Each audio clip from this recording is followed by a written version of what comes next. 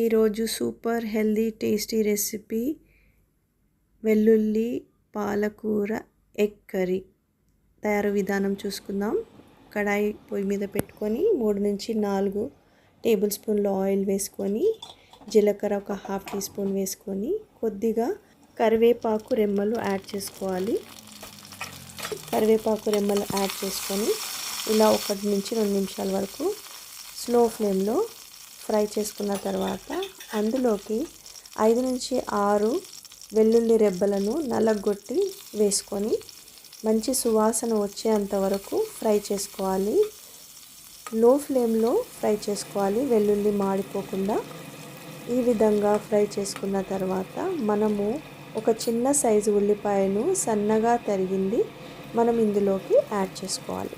ఈ విధంగా యాడ్ చేసుకొని మంచిగా మీడియం ఫ్లేమ్లో ఫ్రై చేసుకోవాలి. ఈ రెసిపీ చాలా హెల్దీ అండి, మనకి మంచిగా టేస్టీ కూడా ఉంటుంది. Healthy recipe. సో పాలకూర వెల్లుల్లితో కాంబినేషన్తో తయారు చేస్తున్నాను. ఇందులోకి మనము ఈ ఉల్లిపాయలు మంచిగా బ్రౌన్గా అయిన తర్వాత, గోల్డెన్ బ్రౌన్గా అయిన తర్వాత మంచిగా కడిగి కట్ చేసి ఉంచుకున్న పాలకూరను ఇక్కడ నేను 4 కట్టలను తీసుకున్నాను. చూడండి, పాలకూరను నేను ముందుగానే కట్ చేసి ఈ విధంగా ఒక బౌల్లో పెట్టుకున్నాను కడిగి. అది ఇందులోకి మనం యాడ్ చేసుకుందాము. ఇక్కడ 3 నుంచి 4 మీడియం సైజు కట్టలను నేను ఇక్కడ వాడుతున్నాను. సో ఈ పాలకూరను ఇందులోకి యాడ్ చేసుకొని మంచిగా దాన్ని కలుపుకోవాలి. పాలకూర అనేది చాలా మంచిది అండి ఆరోగ్యానికి. కాబట్టి మా ఇంట్లో తరచుగా పాలకూర ప్రిపరేషన్ జరుగుతూ ఉంటుంది.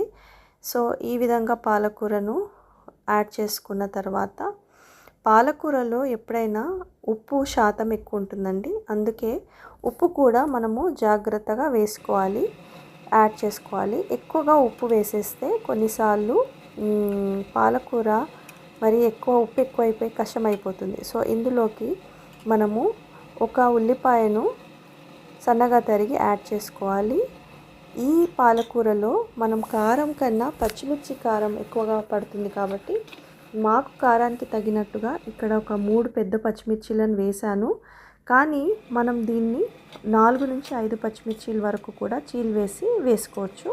మనం కారంకి తగినంతగా మనకు ఎంత కారం తింటామో అంత పచ్చిమిర్చీలను యాడ్ చేసుకోవచ్చు. సో ఈ విధంగా పచ్చిమిర్చి ఉల్లిపాయలు యాడ్ చేసుకొని ఒకసారి ఈ విధంగా కలుపుకోవాలి. ఆ తర్వాత మనం ఇందులోకి కొద్దిగా ఉప్పు, చాలా జాగ్రత్తగా కొద్దిగానే వేసుకుంటున్నాను. ఈ విధంగా ఉప్పు వేసుకున్న తర్వాత దాంట్లోకి కొద్దిగా పసుపు, హాఫ్ టీ స్పూన్ పసుపు, అర టీ స్పూన్ పసుపు, అర టీ స్పూన్ మట్టుకే కారాన్ని యాడ్ చేస్తున్నాను. కారం ఎక్కువగా వేస్తే కూర అంత బాగోదండి, ఎందుకంటే ఈ పాలకూర వెల్లుల్లిలో మంచిగా పచ్చిమిర్చి కారం ఉంటేనే బాగుంటుంది. కాబట్టి పచ్చిమిర్చీలు ఎక్కువగా యాడ్ చేసుకొని కారం కొంచెం తక్కువగా యాడ్ చేసుకోండి. సో ఈ విధంగా మంచిగా అన్నీ మిక్స్ చేసుకొని మూత పెట్టి మనం ఇప్పుడు కొద్ది నిమిషాల వరకు ఉడికించుకోవాలి. ఎప్పుడు కూడా పెద్ద మంట మీద ఉడికించుకోకూడదండి. మనం వాటర్ యాడ్ చేయట్లేదు, దీంట్లో నుంచి వచ్చిన వాటర్ పాలకూర రిలీజ్ చేసే వాటర్లోనే పాలకూర ఉడికిపోతుంది. కాబట్టి మనము పాలకూరలో వాటర్ యాడ్ చేయనక్కర్లేదు. సో ఈ పాలకూర నుంచి వచ్చే వాటర్లోనే పాలకూర అంతా ఈ విధంగా ఉడికిపోతుంది. మనము వాటర్ ఉడికిపోయి మొత్తం ఎవాపరేట్ అయిపోయి ఆయిల్ సపరేట్ అయ్యే టైంలో మనం ఇక్కడ బాయిల్డ్ ఎగ్స్ని యాడ్ చేసుకోవాలి. ఇక్కడ నేను 5 నుంచి 6 బాయిల్డ్ ఎగ్స్ని యాడ్ చేసుకుంటున్నాను. సో బాయిల్డ్ ఎగ్స్ని వేసుకొని మెల్లిగా మనము ఎగ్స్ చితికిపోకుండా మెల్లిగా కలుపుకోవాలి. ఈ విధంగా కలుపుకొని మూత పెట్టేసి మనము ఒక 5 నిమిషాల వరకు మగ్గనివ్వాలి, ఇంకా తక్కువ ఫ్లేమ్లో. అప్పుడు ఏమవుతుందంటే పాలకూరలో ఇంకా ఏమైనా వాటర్ ఉంటే అది పూర్తిగా వాటర్ అంతా కూడా ఎగిరిపోయి ఆయిల్ మంచిగా సపరేట్ అయిపోవాలన్నమాట. ఈ విధంగా సపరేట్ అయిపోయి ఈ విధంగా తయారైనప్పుడు సర్వింగ్ డిష్లోకి మనం ఈ విధంగా సర్వ్ చేసుకోవాలి. వాటర్ అంతా కూడా ఎవాపరేట్ అయిపోయి ఆయిల్ అంతా సపరేట్ అయింది కదా, ప్రిపేర్ అయిపోయినట్టే. సో మనం ఈ కర్రీ అంతా కూడా సర్వింగ్ డిష్లోకి వేసుకొని వేడి వేడి అన్నంలోకి మనము ఈ కర్రీని సర్వ్ చేసుకుంటే చాలా బాగుంటుంది. సో ఇది చపాతీలోకి కూడా బాగుంటుంది. యూజువల్గా లంచ్ టైంలో నేను ఈ పాలకూరను ప్రిపేర్ చేస్తూ ఉంటానండి. ఇది మీ ఇంట్లో కూడా ట్రై చేయండి. నచ్చితే కనుక మరి షేర్ చేయండి, లైక్ చేయండి. మరి మీ ఫ్రెండ్స్కి కామెంట్స్లో మీకు ఎలా కుదిరిందో కూడా నా కామెంట్ రూపంలో మీరు నాకు తెలియజేయచ్చు.